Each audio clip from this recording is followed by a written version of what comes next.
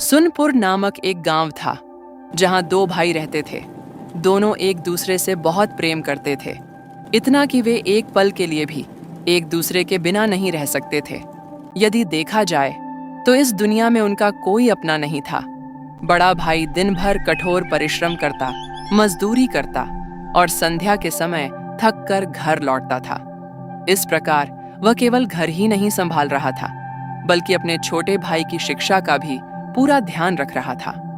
2 भाई जरा बात सुन। हाँ भैया बोलिए, आपको कुछ काम था क्या? देख तू अच्छे से पढ़ाई तो कर रहा है ना? भैया बिल्कुल भी टेंशन मत लेना, मैं अच्छी तरह पढ़ाई कर रहा हूँ। अच्छा ठीक है जा। रोज की तरह अनिल सुबह जल्दी उठकर खाना बनाकर काम के लिए निकलता है।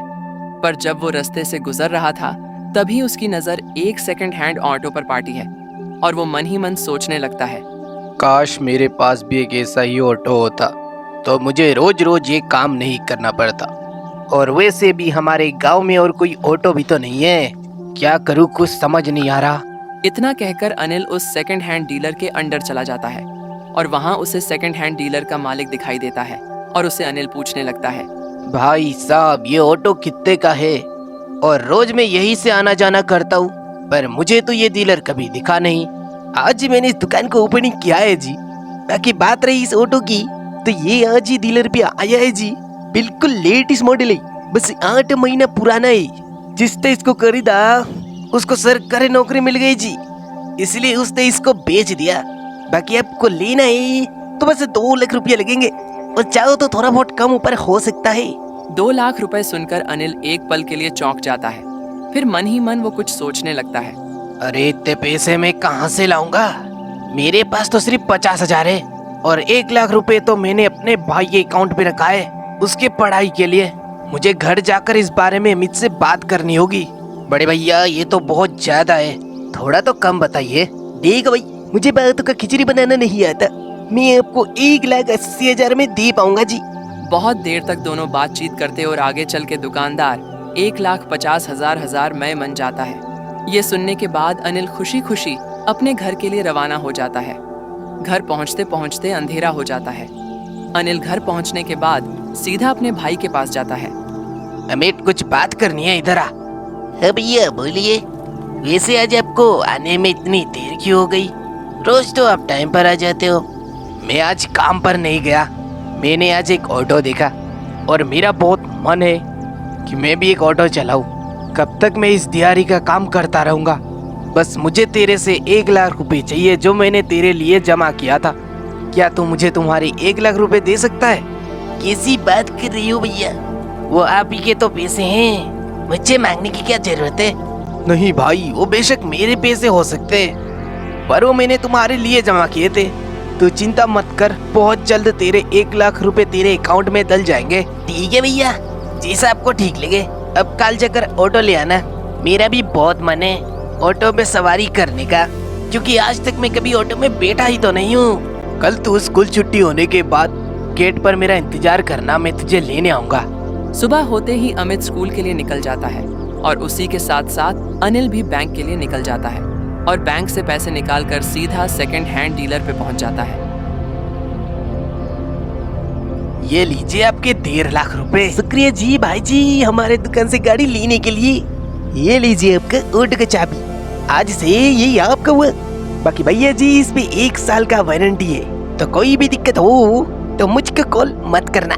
मजाक कर रहा हूँ, कॉल वही पे लिखा हुआ है नंबर, जब चाहो फटाक से मेरे को कॉल कर देना। और हाँ, टाइम पास के लिए कॉल मत करना जी, मेरे पास बहुत काम है। ठीक है बड़े भैया, अब मैं चलता हूँ। इतना कहकर अनिल वहां से चला जाता है और सीधे अपने भाई के स्कूल जा पहुंचता उसे लेने के लिए। और अमित स्कूल के गेट पर पहले से ही अपने भाई का इंतजार कर रहा था। कुछ दूर चलने के बाद अनिल स्कूल पहुंच चुका था और ये देखने के बाद अमित खुशी से झूमने लगता है। फिर दोनों वहां से खुशी खुशी अपने घर के लिए रवाना हो जाता है। अमित अब मजदूर नहीं रहा, वो एक ड्राइवर बन चुका था। अब क्योंकि गांव में एक भी ऑटो था नहीं, तो उसका ऑटो काफी धूमधाम से चल रहा था और ऐसे करते करते यूं ही समय बीतता गया। 5 साल बीत चुका था। अनिल अब बड़ा आदमी बन चुका था। उनकी अपनी मेहनत और ईमानदारी से बड़ा घर बनवा लिया था, जहां बहुत सारे लोग उसके लिए काम करते थे। बहुत सारी गाड़ियां जिनके लिए उसने ड्राइवर भी रख लिया था। उसी के साथ अमित भी बड़ा हो गया था। उसकी पढ़ाई भी पूरी हो गई थी और वो अपना कारोबार शुरू करने के लिए शहर की तरफ रवाना हो रहा था। ठीक है भैया, मैं चलता हूँ, आप अपना ध्यान रखना। ठीक है, तू भी अच्छे से जाना और किसी भी चीज़ की ज़रूरत हो तो मुझे कॉल कर देना। चल ठीक है, अब जा। ठीक है भैया। उतने में बस आती है और अमित शहर के लिए रवाना हो जाता है। शहर पहुंचने के बाद कुछ दिन बीत जाता है। एक दिन अनिल अपने बारंडे पर बैठा था कि तभी अमित भी शहर से वापस आ चुका था। अरे तू वापस क्यों आ गया? तेरा काम पूरा नहीं हुआ क्या? नहीं बड़े भाई, नहीं हुआ। वहाँ काम कारोबार करने के लिए बहुत पैसे लगेंगे। तो पैसे की टेंशन मत ले, मैं जितना चाहिए उतना दूंगा। ये सब मैंने इतने सारे क्यों कमाए? इसमें मेरा जितना हक है उतना तेरा भी तो है।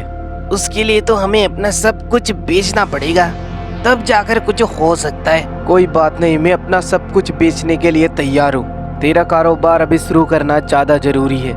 ये सब तो हम बाद में फिर कमा लेंगे। उसके अगले ही दिन अनिल अपने भाई के लिए सब कुछ बेच देता है। अब उसके पास सिर्फ उसका एक पुराना ऑटो था और उसने अपना घर भी बेच दिया था। तो वह गांव में एक छोटा सा घर खरीद कर रह रहा था। अब यूं ही कुछ दिन बीत जाता है। इन दिनों में अमित काफी बदल गया था। उसने शहर जाकर अपना कारोबार खोलकर खूब पैसे कमाए, पर वो अपने भाई के बारे में भूल चुका था। अरे अमित बेटा, तू तो शहर में आकर बहुत बड़ा आदमी बन गया। वैसे तेरा भाई का कैसा हाल है? अरे आप तो रमेश चचा हो ना, कैसे हो आप? बाकी मुझे उस भाई के बारे में मत पूछना, मुझे नहीं पता उसके बारे में कुछ भी। अब मुझे उससे कुछ लेना देना नहीं है। अरे ऐसा क्यों बोल रहे हो जी? जिसने तुझे इतना बड़ा किया, तेरे लिए अपना सब कुछ बेच दिया, तू उसे ही तुझे पढ़ाया लिखाया, इतना बड़ा बनाया। मेरे लिए उसने किया ही किया है, सिर्फ दिखावा करता था। मैंने शुरू में उसे 1 लाख रुपए दिए थे, उसके चलते वो इतना आगे बढ़ गया था। अगर मैं उस टाइम पे उसे नहीं देता तो वो कुछ भी नहीं कर पाता। अब वो करना उसका जिम्मेदारी था। अब ये करके उसने मुझ पे एहसान तो नहीं किया है। जाकर बोल देना चचा, मुझे उससे कोई लेना देना नहीं है। इतना कहकर अमित वहां से चला जाता है। शहर अगर अमित पूरा घमंडी हो चुका है, इस बारे में मुझे अनिल को बताना होगा। रमेश चाचा घर जाकर अनिल को सब कुछ सच सच बता देता है। ये सुनकर अनिल को बड़ा दुख तो होता है, पर वो कुछ कर भी नहीं कर सकता था। देखिए ना चचा जी, जिसके लिए मैंने इतना मेहनत किया, बिना दिन देखे बिना रात देखे काम किया, और मुझे नहीं लगा था कि लास्ट में जाकर अमित मुझे धोखा इस तरह से दे देगा। कितने दिनों से उसकी याद आ रही है, उससे कॉल कर रहा हूँ पर वो मेरा कॉल ही नहीं उठा रहा है। तू भी क्या टेंशन ले रहा है? सो हो गया, अब उसको छोड़ो, दोबारा से शुरू करो जी।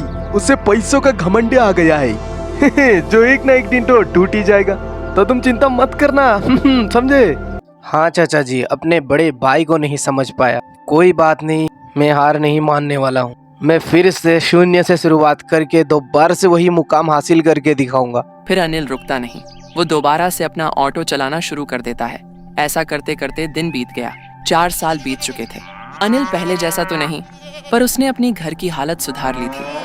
अपने अपने लिए घर खरीद लिया था, बहुत सारे गाय बकरी भी ले ली थी, और एक लड़की से उसका शादी भी हो चुका था। दूसरी तरफ अमित का बुरा समय शुरू हो चुका था। उसका कारोबार घाटे में जा रहा था। ये सब देखने के बाद अमित टूट चुका था और अपनी किस्मत को कोस रहा था कि तभी उसकी नजर रमेश चाचा पर पाटी है। चाचा जी, मेरा भाई कैसा है? वो ठीक तो है ना? कुछ समय पहले तक तो ठीक नहीं था पर अभी वो बहुत ज्यादा ठीक है। लेकिन तुम उसके बारे में क्यों पूछ रहे हो? अरे तुमने तो उससे नाता ही तोड़ दिया था ना। जब तुम्हारा कारोबार चल रहा था तब तो तुम अपने भाई के बारे में सुनना भी पसंद नहीं करते थे। और अब जब कारोबार बंद हो चुका है, तुम घाटे में जा चुके हो, अब तुम्हें अपने भाई की याद आ रही मुझे उसकी बहुत याद आ रही है। ऐसी बात नहीं है चाचा जी, बस थोड़े से पैसे देखकर लालच आ गया था, पर अब मुझे अपने गलतियों का एहसास हो चुका है। मैं किसी को मुंह दिखाने लायक भी नहीं रहा। अब मैं क्या करूं? मुझे वो सब नहीं पता बेटे। जिसने तेरा हाथ थामा तूने उसी का हाथ तोड़ दिया है। खैर छोड़ो, तुझे समझाना मुझे सर पे पत्थर मारने जैसा लग रहा है। जल्दी से मैं यहाँ से चला जाता हूँ। और हाँ, तू उसके दोबारा से जाकर जिंदगी बर्बाद मत करना। उतना कहकर रमेश चाचा वहां से चला जाता है। अमित को अपने गलती का एहसास तो हो गया था, पर उसकी हिम्मत नहीं हो रही थी कि वो अपने भाई के पास जाए। दूसरी तरफ अनिल तो अपने परिवार के साथ बहुत खुश था, पर जैसे ही उसे अपने भाई के बारे में पता चलता है तो उसे भी थोड़ा बुरा जरूर लगता है। अरे तू क्यों दुखी हो रहा है उस धोखेबाज के लिए? चाचा जी, जैसा भी हो वो मेरा भाई है, बुरा तो लगेगा ना। ठीक है, जैसे तुम्हारी मर्जी, लेकिन हाँ, एक गलती एक ही बार की जाती है, दोबारा भाई नहीं की जाती उस गलती को। तो इस बार थोड़ा संभल कर रहना। मुझे जो कहना था वो मैं कह चुका, अपना ध्यान रखना। उतना कहकर रमेश चाचा वहां से चला जाता है। एक दिन अनिल अपने बकरी और गाय को चराने ले जाता है। अनिल अपने गायों और बकरियों को चराने के लिए छोड़कर पैर के नीचे बैठा था कि तभी उसके सामने अमित आ जाता है। ये देखने के बाद अनिल पूरा चौंक चुका था। उसे अपने आंखों पर विश्वास नहीं हो रहा था। भैया जी, आपने शादी कर ली और मुझे बताया भी नहीं। क्यों आया है तू यहाँ? क्या चाहिए तुझे? फिर से मेरा घर उजाड़ने आया है क्या? एक बार मेरा जिंदगी खराब करके तुझे सुकून नहीं मिला जो तू दोबारा आ गया? सॉरी बड़ी भैया, मुझसे गलती हो गई, मुझे माफ कर दो, मुझे माफ कर दो। मुझे अपनी गलती का एहसास हो गया है। मैं तुझे तो माफ कर दूंगा, पर मुझे माफ कौन करेगा? मुझे लालच आ गया था, मुझे वहाँ नहीं रहना है, मुझे आपके साथ रहना है, इसलिए मैं अपना सब कुछ छोड़ के आपके पास आया हूँ। मुझे पता है मैंने अब बहुत बड़ी गलती की है, मैं आपको मुंह तक दिखाने लायक नहीं हूँ, पर मैं कुछ कर भी नहीं सकता था, इसलिए मैं आपके पास आया हूँ, प्लीज माफ कर दो। अनिल पहले तो इतना नहीं सोचता था।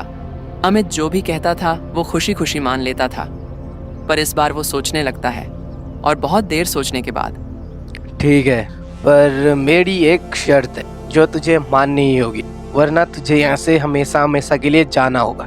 कैसी शर्त भैया?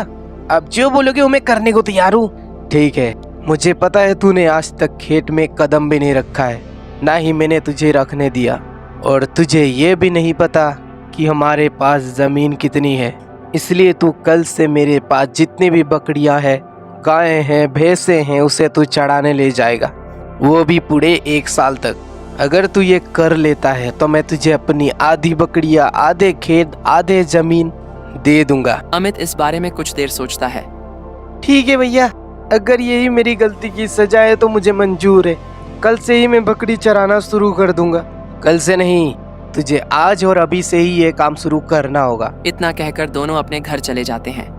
अगले दिन से ही अमित अपने काम पे लग जाता है। सुबह उठना, बकरियों को लेकर खेत जाना और उन्हें चराना, फिर शाम को घर ले आना, अब यही उसका जिंदगी का मकसद बन चुका था। ऐसे करते करते कुछ दिन यूं ही बीत जाता है। मुझे मेरे भाई के लिए बुरा तो लग रहा है, पर मैं कुछ कर भी नहीं सकता, मेरे पास बस यही एक रास्ता था। आज आखिरी दिन था। अमित बकरियों को चारा कर घर की तरफ जा रहा था। सुबह होते ही अनिल अमित को अपने पास बुलाता है और जैसा कि उसने वादा किया था, अपना आधा बकरी उसे दे देता है और उसी के साथ साथ आधे जमीन भी। फिर दोनों भाई खुशी खुशी एक दूसरे के साथ मिलजुल कर रहने लगता है।